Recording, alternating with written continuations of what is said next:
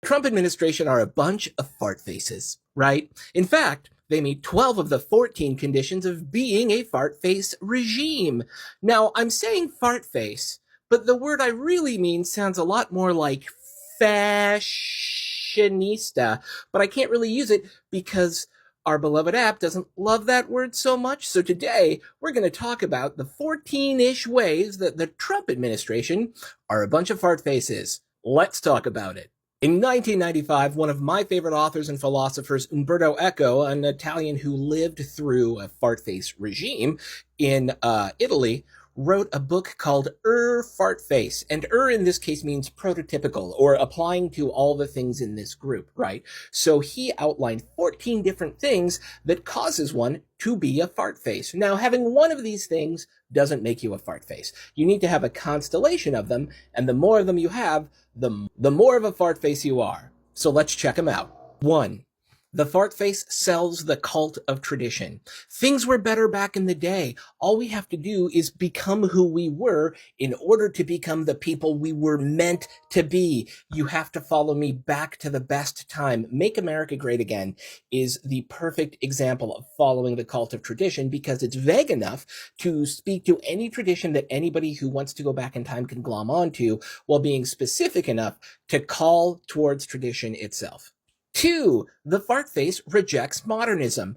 All this DEI and trans stuff and talking about people who haven't been in power the whole time, it just makes me uncomfortable. Why can't we be the way we were? We need to go back to our fundamental principles of a merit-based America.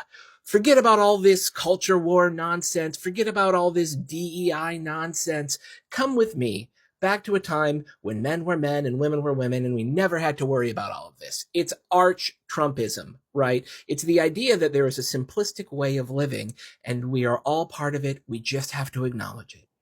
3. We must take action for action's sake. Doge is a perfect example of this. You must be shown to be doing something in order to be an effective leader. Thinking about it, stepping back, taking a moment to pause and understand what's going on in your world is not the point. Action forward all the time. Make the cuts, make mistakes, do what you can to disrupt the system in order to create a system that works for you, because disruption creates chaos, chaos creates fear, and fear allows you to take control of the society. Doge, man, all we're doing is we're getting in and we're breaking things, and I promise you that whatever we break, if we accidentally screw up an Ebola thing, we're gonna fix it, right? You see what I'm saying? It's classic fart facism. 4. Critical thinking and syncretism are against the fart face state. Now stay with me here. Syncretism is a big word. All it means is pulling in ideas from other places and making them a part of your own thought process, right? Like, we listen to other cultures and maybe they have some good ideas and we incorporate them in. It's diversity is strength. To the fart face, diversity and the critical thinking that it requires to incorporate it is a weakness because it is modernism, and we must reject modernism. 5. Disagreement is disunity. If you don't agree with us, then you're in the outgroup, and the outgroup are diverse. They have different thoughts. They cannot be brought into the project to make America great again, because modernism is diversity, and diversity must be feared, and modernism must be rejected so that we can go back to our traditional culture. It's classic MAGA talking points. 6. Fart faces appeal to a frustrated middle class. I mean, here's the thing. We're all frustrated. Nobody likes that we had a big old lockdown, or that our economy went into the dumps because of it, or that eggs are expensive, or that gas feels expensive, or that we don't feel like we're making enough money, or that wages constantly don't keep up with billionaire salaries or billionaire profits, or the fact that the reason that things are still expensive is because grocery stores decide to make you pay more for them even though their profits are up. If you can harness that in the way that the Trump administration does, then you are able to capture a frustrated middle class. Marry that with the differences and danger of diversity that, like, a lot of middle class people really don't understand because they've never really experienced it, and you have a perfect situation for fart facism. 7. The fart face is obsessed with a plot. Those judges, they're just out to get me. They don't like that I'm speaking up for you. Oh, that select committee, it was just a witch hunt. Everybody's out to get me. It's always everyone else's fault and not my own. They're secretly plotting against me. You were out there defending me on a day of love because they tried to take our votes away from us. on January 6th. I mean, it's just obvious, right? Like, this is exactly part of the Trump playbook. 8. The fart face's enemy is both weak and strong. Oh, those people coming across the border, taking our jobs while sitting there doing nothing and sucking away our tax dollars. How dare they both do all the stuff and do none of the stuff at the same time? They're the worst. Let's expel them. So a fart face needs to make you feel like there is an enemy, and it is a big, scary enemy, but also that if we come together as a movement, we can overwhelm it. 9. Life is a permanent struggle against an outside force. There's always somebody new coming for us. Whether it's those guys up north or those guys down south or those weird guys who we don't think want to be guys, but they really want to be girls, but that's unnatural. There's always a new enemy coming after your children, coming after your faith, coming after your economy. We must always struggle, because in struggle there is victory, and in victory there is unity, and in unity we serve the fart face. 10. The fart face has contempt for the weak.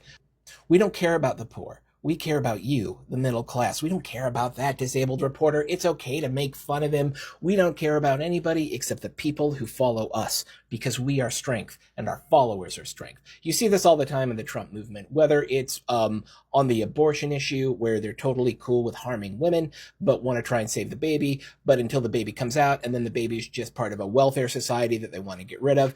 It's the weakness that's the point, and exploiting the weakness is fear that creates the unity that the fart face desires. 11. Viva la muerte! Everyone in the fart face society must be a hero willing to give themselves up for that society. This is the one that I don't think has shown its face yet inside the Trump administration, and I think a large part of that is due to both Trump and Musk's narcissism. 12. The worship of masculinity and machismo.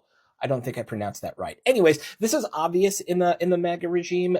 You see it with Elon running around with a chainsaw at CPAC, or importing the Tate brothers, right? Like this hyper toxic form of masculinity. And not all masculinity is toxic. That kind of reinforces this, like the most perceived old form of heteronormativity, requires a level of conformity that breeds fear of the other. It all feeds into each other. 14. The fart face embraces the theater of populism. You and me were in this together against a federal government that's just full of waste, fraud, and abuse, using their money on these weirdo experiments that don't really work on you and giving money away to people in other countries. They should work for us. Meanwhile, all they're doing is cutting your services while enriching billionaires. You, as a regular person in this country, are not a real part of the struggle. They are using fake populism against you in order to get you angry, create another, allow them to pull down the system, and create a new one in their image. 14. The fart face uses newspeak from George Orwell, where they make up their own words and definitions don't matter anymore. They make you not believe things. It's like an alternative slate of electors, or Gulf of America, or it's fake news. Or when they rip all the words out of the federal government that they don't like in order to create a simpler, more black and white version of America that fits their need to create division, to create chaos, to be able to tear down the government, and again, rebuild it in their own image. So yeah, I counted 13. I counted 13 out of 14. The one I really don't think they fall into is the like Viva la Muerte, like cult of unaliving thing. They just haven't really talked about that so much yet. It's not that it's impossible, but that's a lot. That's definitely a constellation of factors that makes one a fart face. Hey man, if you made it this far, thank you so much for both watching this really long video. Why don't you hit like and follow if you liked it, or, make fun of me in the comments if you didn't. Cool? Cool.